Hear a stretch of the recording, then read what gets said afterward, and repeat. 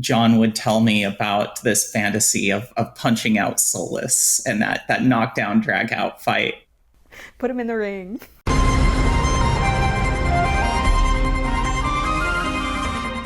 Hey everyone, this is Alyssa with IGN, and today I'm very excited to say that we have Director of Dragon Age the Veilguard Corinne Bush and Creative Director John Epler joining us here today to talk about your burning questions. So first of all, hello and how are you both?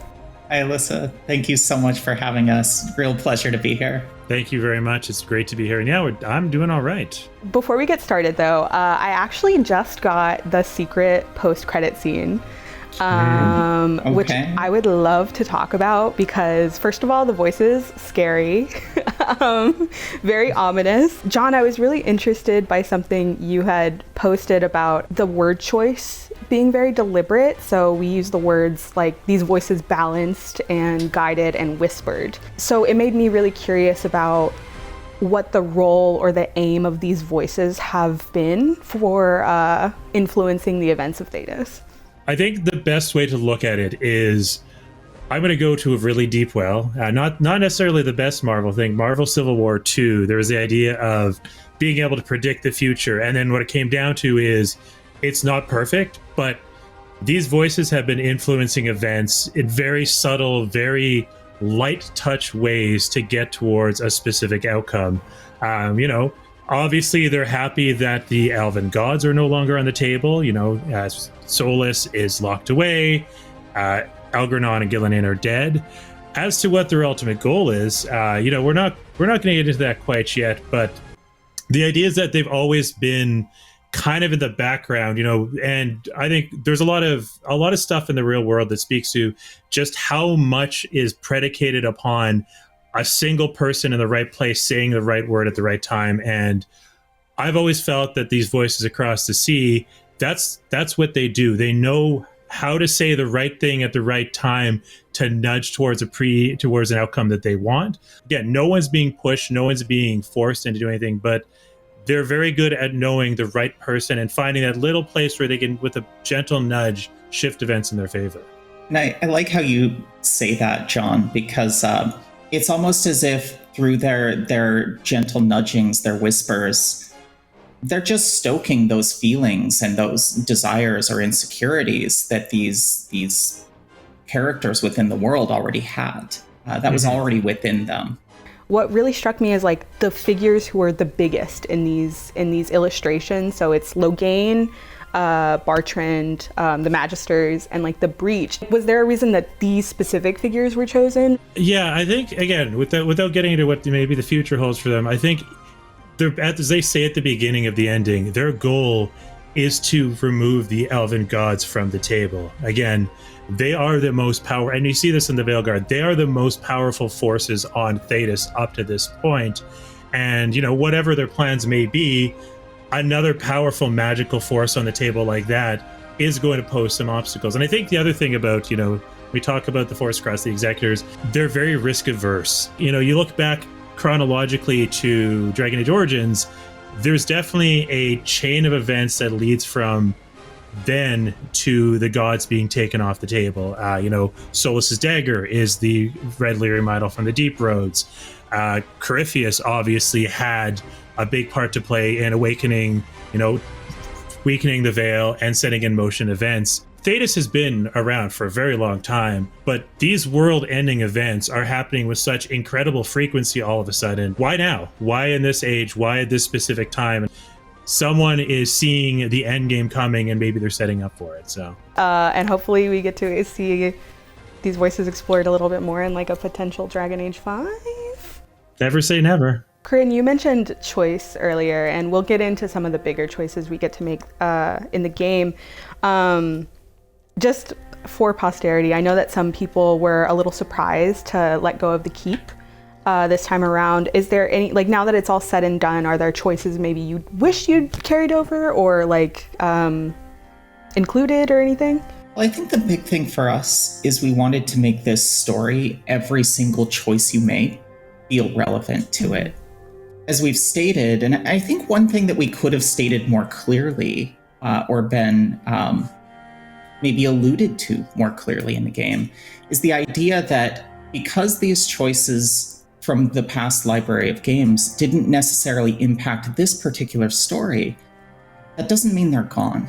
This is a chance for us to really key in to what matters with these events and what's happening in Northern Thedas. I do fully expect that these choices, going clear back to Dragon Age Origins, will again matter. So just wanted to be on record with that.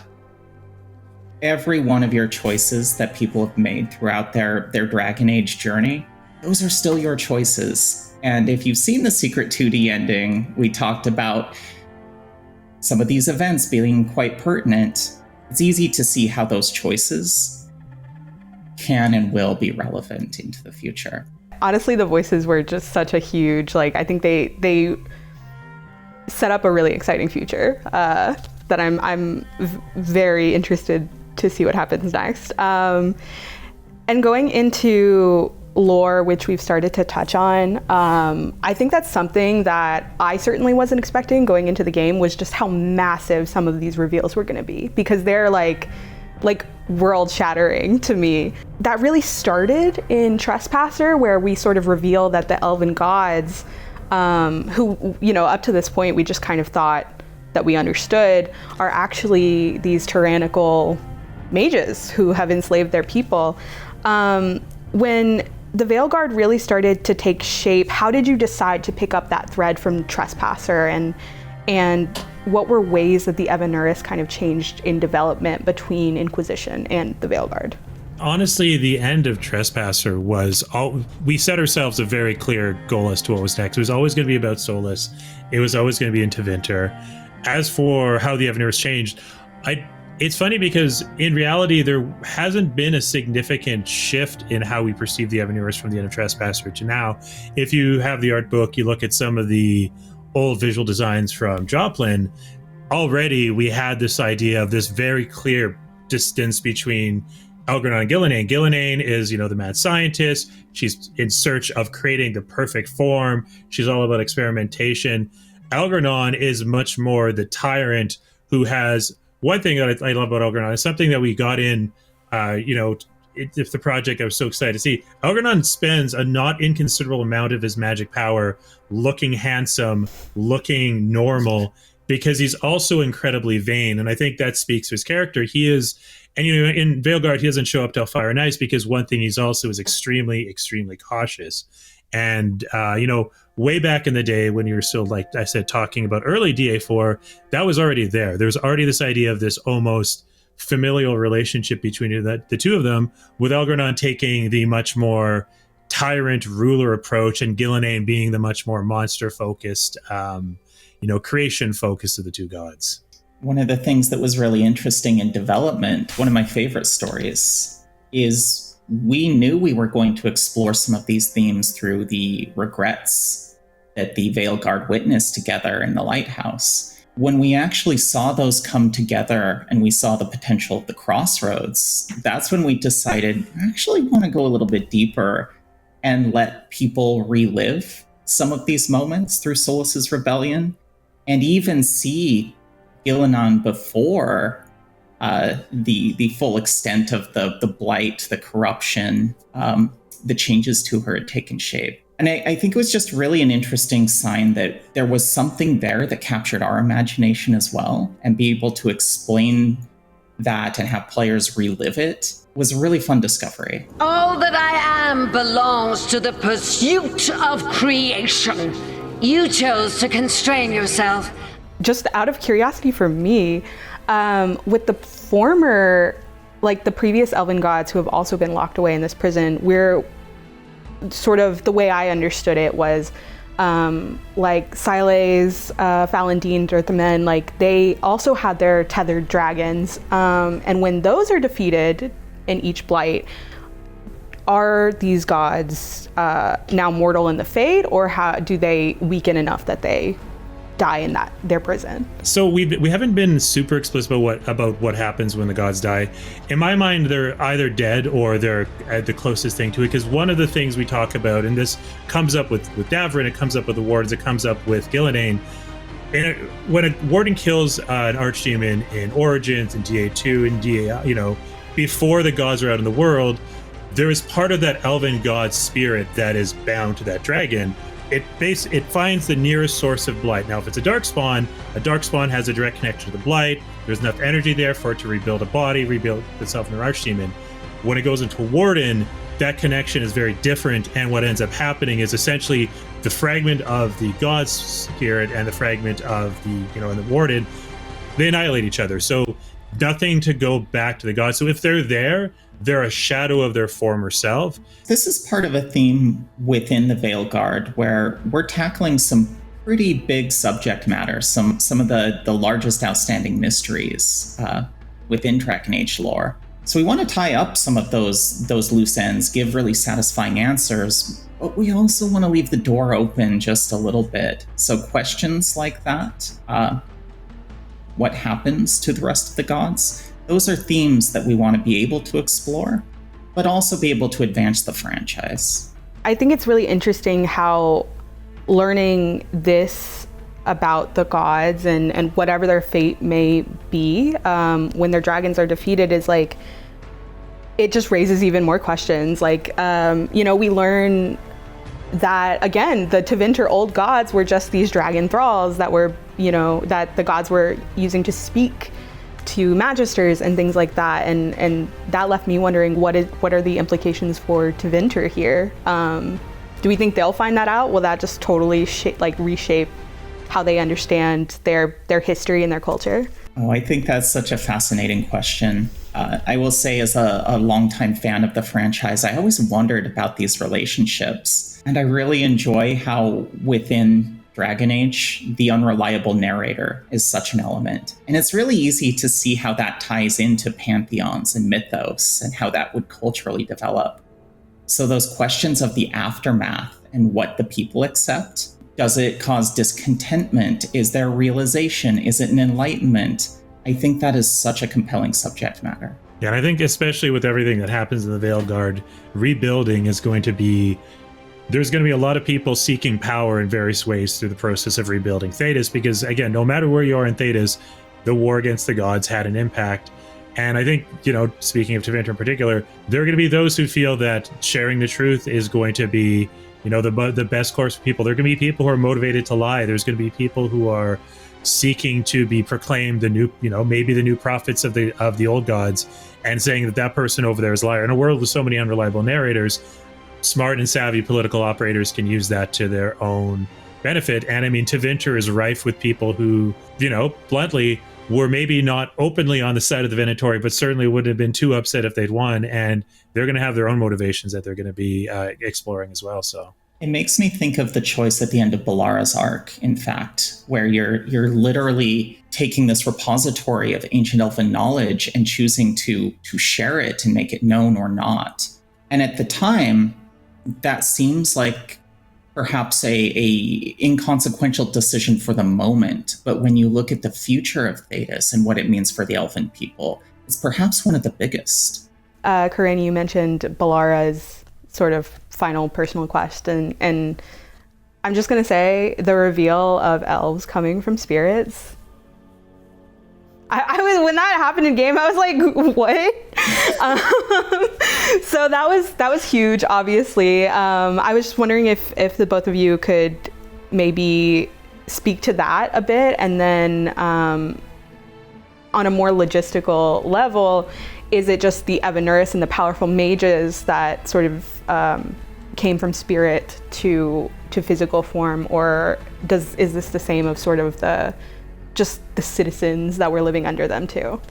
Yeah, so I mean, the firstborn, the Evanuris, they were the ones who directly came from spirits. After a time, they said, no one else is making spirit bodies, and they started creating more elves, the much more natural way, having kids, having children. But one interesting thing about that reveal actually is originally it was going to show up we actually had it as part of Balara's personal quest. And that was going to be how Inaris was able to turn elves into demons so quickly and so easily, how he's able to start creating his army. We realized maybe putting a massive reveal that changes the state of an entire lineage of the world. Probably not something that needs to go in directly into personal quest, but yeah, I mean, it is a massive reveal, and especially even with elves being how they are now, having lost their immortality and also being not necessarily created from spirits, it does change a lot of their history. And I think that's something that, you know, is a theme of, you know, it's obviously the elves and the dwarves as well, even the Canary, who these people came from, where this also, and opening these questions about where all these groups came from and what their origins are. Sorry, just go back to the first question about the elves. I will say we're never going to be super clear when they stop coming from spirits, because we want to leave the door open there. But there was a point where it shifted over and it stopped being, let's have all these spirits create bodies, and it just started being, okay, now we can have more elves, but we have to do it a different way. So, and I do personally really love what you just touched on there, John, which is the differences but also parallels behind the origins of each of the lineages. Tosh's arc explores having dragon's fire in your veins. We know dwarves are the children of the Titans. They can hear the Song of the Stone. Knowing now elves having their origins from spirits. Really fascinating parallels that, again, I think creates some interesting storytelling possibilities. Yeah, and Corinne, I love that you mentioned the dwarves, because that's something I also wanted to ask about. I think that everything that we learn through Harding's personal arc is also just, it's such a revelation about the dwarves and the Titans. And I think it's even more fascinating that Solas effectively makes them tranquil. We've heard rumblings that the Rite of Tranquility can be reversed. Do you think that's something that could happen with the Titans? I mean, in the fullness of time, anything can happen. I will say, you know, that's one of those mysteries that we're probably going to keep close to the chest until. For me, when it comes to lore, one of my guiding principles is there an interesting reason why we're revealing this? Is there a story or a character reason why we're revealing this? How do you bring the Titans back to what they were? Maybe there's an opportunity. Who knows? But, you know, we'll see. We'll see if there are interesting stories to tell around. They built their world on the wreckage of us. Vengeance is all we have. Considering some of these massive reveals, are these things that had always been a part of, you know, the history of the Thedas, or were they things sort of that were discovered almost while developing the game? It's a tricky question because, you know, I've been on since Origins, but I used to be in QA and cinematic, so I wasn't as privy to the deep lore discussions back then. I will say, since I've been, you know, since Trespasser, since Inquisition, these are all things that we've been talking about for at least that long. So, you know, it's part of the franchise for as long as I've been around on the lore side of things. I think the simple answer is that both approaches are true. There are elements that were heading through to a pretty clear conclusion. There were some that were a little bit more mysterious. But some of the most fun that, at least for me, we've had is, John, those moments when you and I are looking at these follower arcs and the impact of the stories and conceiving of how does this tie together when we revisit some of these themes. So there is an intentionality about what we do going forward. And again, we don't want to share too much on that, but certainly it influenced some of our decisions and some of the reveals along the way. Another thing I wanted to ask is, so Varric, rest in peace. That was also that hurt. That really hurt. But Varric sort of, or Varric as a spirit, or Varric as a memory of Rooks, reveals that Solas's dagger was actually the red lyrium idol. And I've always been fascinated by the red lyrium idol. I'm curious as to how Solas was able to restore it from sort of this blighted, very dangerous thing to the dagger, first off. Would it surprise you to know it was another ritual? Solas does love his ritual, so... Classic Solas. So, yeah, so in the time between Trespasser and the Veilguard, Solas was able to cleanse the blight from the dagger and restore it to its former shape, former use. One of the reasons it was hidden in the idol was to keep it hidden. It's not something that, you know, it's an incredibly powerful artifact. It can do things to the veil that, the gods need to create their own dagger to be able to do. It's not the kind of thing you want falling into the hands of a, Venatori Magister or, an Autom. Obviously, at the end of DA2, Meredith tries to use it. It turns it into a sword. We all know what happened there. I would say rest in peace is Meredith, because she's now a giant piece of red lyrium.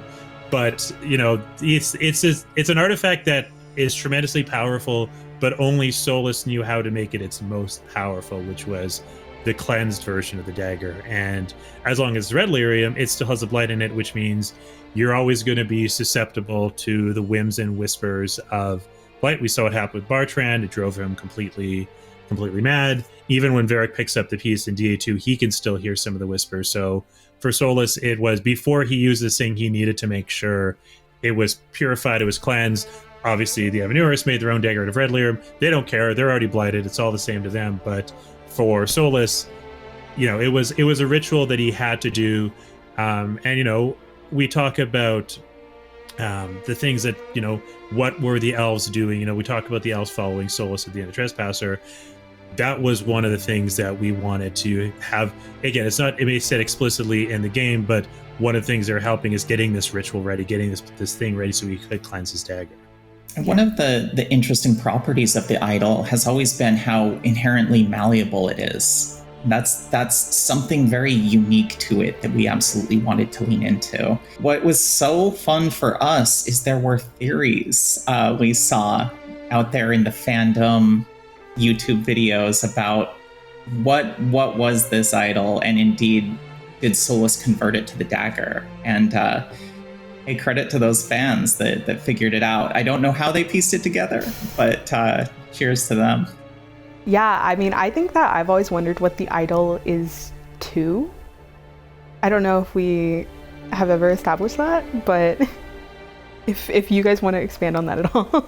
Are you talking about visually? Yeah, like if the idol is to anything specific, like an idol to something. Or Solas is a very nostalgic person. I'd say an idol to Mythal. It's his guilt, his regrets poured into this thing, and because again, as Kryn said, it's malleable. That's the shape it took. The Titan's dreams are mad from their imprisonment. I cannot kill the blight, but I can help to soothe its anger. And I think onto the ending, because I feel like, and I'm not just saying this, like I think the final act of the game is maybe one of the best I've played in gaming. I think it's just so powerful, and I think a lot of that comes down to the choices that you get to make that do have these real resounding consequences. I think first off is Solas's fate can vary depending on how you choose to engage with him at the end. How did y'all land on those different options, and will we see his fate affect like future games, things like that? I can't answer the second one yet. It's always unless we completely close off a plot thread, we always like to leave them open for future opportunities. It was the three fantasies of dealing with Solas. We have Soul of Valens, or people who like Solas. They want to redeem him. They think, he needs to come back to the good side at the end. We wanted to make sure that those players had that opportunity, especially Soul of Valens, who wanted their Inquisitor to have that tragic last, that tragic embrace of it in eternity. With Solas, we were very vague about what happens on the other side of that, but it was important to us to make sure that Soul of Valens had that opportunity. I will say I was personally the one who really wanted an opportunity to punch out Solas. I was the big advocate for the fight ending. Way back when, in the realms of anything's possible, I had it pictured as a big knockdown, drag out fight where you and him basically fist fought. In my mind, it was very over the top. I think what we got was a better ending, but I wanted to make sure that the players who chose the option in Trespasser where they said, Solas, have I ever wanted to hear one of your big long explanations? That's for them. That's their opportunity to say, nope, Solas, you're the bad guy. I'm just going to beat the crap out of you. Here we go. And I think Outsmart is a very specific fantasy, because here's this guy who's been kind of needling you the entire game. He's been kind of a little condescending. Even if you build a rapport, you can always tell he thinks he's just a little bit more clever, just a little bit smarter than you. So getting the opportunity to outsmart the Dreadwolf was something that we thought was important to allow players to do, because what more satisfying way to deal with this smug jerk who's been in your head barking at you for the last 40 to 60 hours, then at the end, where it matters the most, be the one who outsmarts him. So it was important to give players that opportunity to pull one over on him. And I love the line he says at the end, because in fight, obviously he goes off, he's screaming, he's frothing, he's angry. At the end of Outsmart, he says, I am a fool who finally met his match. And there's just this acknowledgement of, yes, that's right, Solas, I was smarter than you, eat it. That I think for a lot of players is very important in that moment. And I think there's just those three fantasies of dealing with it. Even in that moment, John, he still can't quite get over that little bit of smugness of how well he's taught you. That one had to sting a little bit. That had to sting. I will absolutely confirm that so many meetings, more than I can count, John would tell me about this fantasy of punching out Solas and that knockdown drag out fight. Put him in the ring. As the resident Solavellan, that's appalling. I could never. I will say I absolutely love that there's two variants of the redeem ending as well, whether you Inquisitor romance Solas or not. Very important to us that you could have that satisfying ending whether you were sympathetic to Solas, even if he was misguided. But also if you cried like I did at that epilogue slide at the end of Trespasser with the Solavellan romance, we knew we needed to pay that off. My goodness, that one matters to people. It was really intimidating to approach that with the weight and reverence it deserved. This is less a question and more just something I think is fascinating, is there have been so many new people coming to the game. This is their first Dragon Age game. And I really love how that colors their perception of Solas too. Because for me, I'm like, that's my friend. But for them, obviously, they don't know this guy. And I don't know, he's not always the nicest. He is definitely smug, like you said, John. I love this as a starting point for the franchise. All these new players that don't have that history. I wonder what it must be like to see this world just through this lens and then go back and play the others. I will say also, we didn't touch on the sacrifice ending, where Let's talk about everybody dies. And there's a moment there that I think is one of the most powerful, where you see Solas, your friends rushing up to help you and to try and stop Solas, and seeing him unleash his powers to turn people to stone on your companions, seeing them fall in that way, that sense of helplessness, that one really rips my heart out. It does. It's such a reminder that all of these events have always been on a knife's edge. Like John, you said, these world-ending events have happened with so much frequency, and it's only been because of, luck in some cases for the person who's trying to stop it. So. Well, yeah, exactly. You had the warden who happened to have fetched the treaties. You had the Inquisitor who happened to be in the right place at the right time to get the mark instead of Corypheus. And that is ultimately, I think, one of the, just kind of circling all the way back to the beginning, one of the characteristics of, I think, even though Rook is not a chosen one of the characteristics of all the heroes is they act in unexpected ways, and that's how they're able to thwart the end of the world so many times in a row. Is they're just the right person at the right person in the right place at the right time. And I think the sacrifice ending is a great example of sometimes that luck can run out. You need luck and preparedness. And one of the things we really wanted to emphasize with that ending is it's still a victory, but it's more of a Pyrrhic victory than the other ones. You won, you stopped the end of the world, but the example that you set kind of dies with you to some degree. There's a monument set up, but Thedas is going to be in a dark place at this point. And I think it's an interesting way to look at that ending in particular. Yeah, definitely. And the fact that I haven't gotten it, now that I know that can happen, I'm like, okay, I have to be careful. I don't want my friends to die. You can make it happen if you have everyone at Hero of the Veilguard, but you have to make some incredibly poor choices to do it. So just think of the best person for any job and then pick the opposite. Great. Yeah. And speaking of choices, when it comes to companions, we're running out of time, so I think this might be my last question. But twice in the end, in the final sort of chapters of the game, you have these two major choices that affect your companions. There is whether or not Nev and Balara deal with the wards and therefore become blighted and captured by Elgarnon. And then the toughest choice ever that I've ever made, and will continue being the toughest choice I've made in a game, whether or not Harding or Davrin will lead a distraction team, and whoever you choose ultimately dies.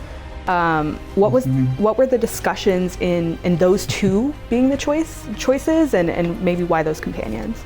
So for Nev and Balara, I think the specifics of who you choose, it's important that the two groups that have been the most directly affected by the gods up to this point are obviously the elves. It's their gods that are back, and Tevinter, Minrathous. The Venatori have either fully seized power or have made some pretty big inroads in Minrathous, depending on which city you save. And the gods have come back and brought their dragons and proclaimed them as the gods of the Tevinter people. So both Balara and Nev have a direct investment. Not that everyone else doesn't, but they have the most direct investment in stopping the gods at this point. We wanted to give you that choice between these two characters who, again, have a very personal score to settle with the gods and are both mages. Whereas Amric, obviously wants to stop the end of the world, but doesn't have quite that same connection to the events that are going on. So those two made the most sense as to who would disable them. And the other thing is something that shows up in the visuals, but Minrathous Tevinter in general has always been there's echoes of ancient elven magic in everything Tevinter and Minrathous does, because it's meant as almost a cargo cult imitation of what the ancient elves were capable of. The ancient elves work lyrium into their buildings. Tevinter uses gold and jewels because they don't have the capacity to work lyrium. So it made the most sense for them. I will say for the other choice, it came down to, we knew Harding had to be one of them, and then we had to ask ourselves, we've got a fan favorite returning character from Inquisition. Who could possibly equal that in terms of making this difficult choice? It's like, well, Asan and Davrin. Davrin obviously has a direct link to this at this point because of Weishaupt. He's got a very personal stake in it. And, it made sense for the two of them to be the ones to be the choice to lead the distraction team. Because, again, we want to find those personal connections between the characters and the events that are going on.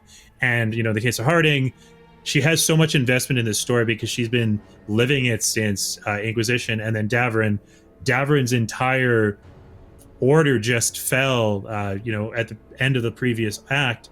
He's going to have a real strong investment in stopping the gods too here.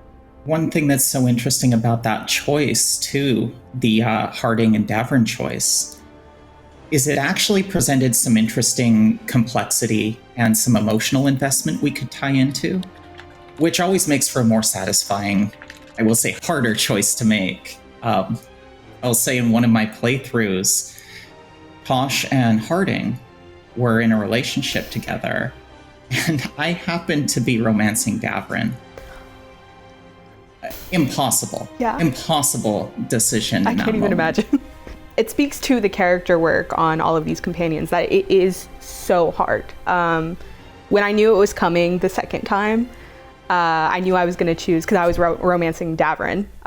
So I knew I was going to choose Harding, and it was so awful. It was so awful. But she goes down fighting. She's a queen. She does. Our queen. Yeah. That's right. Oh, you know what? Really, really, really quick. Because I forgot to ask this. We hear about, during Tasha's personal quest, about this, coming storm. Does that have anything to do with the voices, or is that kind of something we're going to explore? You know what? I think that it's something that, how to put this? There are a lot of clues scattered throughout the game of how all these things may connect. I would say Tasha's arc, obviously a good one.